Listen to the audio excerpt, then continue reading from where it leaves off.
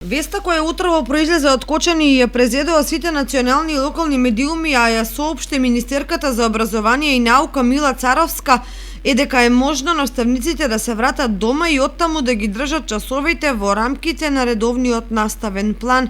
се со цел да не се загреваат училниците само за еден наставник или да се прават дополнителни трошоци. По однос на загревањето, тоа сега си е еден дел од обезбедувањето на услови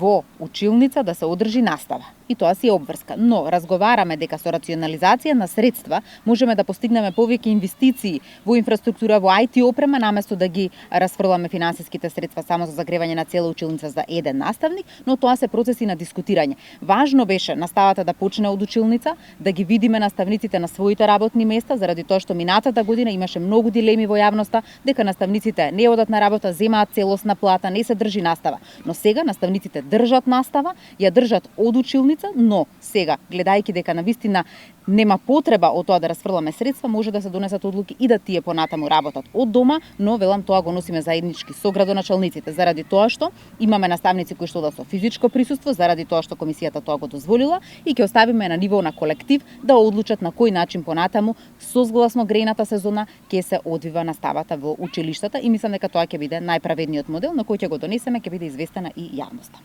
Инаку уште вчера Бирото за развој на образованието и Државниот просветен инспекторат им препорача на наставниците до 20 ноември учениците да ги добијат првите сумарни оценки, бидејќи наставата оваа учебна година почна на 1 октомври. Учебната година во земјава се одвива со физичко присуство и онлайн во зависност од оделението на ученикот и капацитетите на училиштето.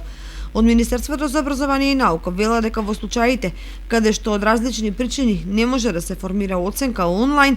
треба да се организираат индивидуални средби со учениците преку наставниците кои ќе ги следат нивните постигнувања и ќе ја формираат оценката.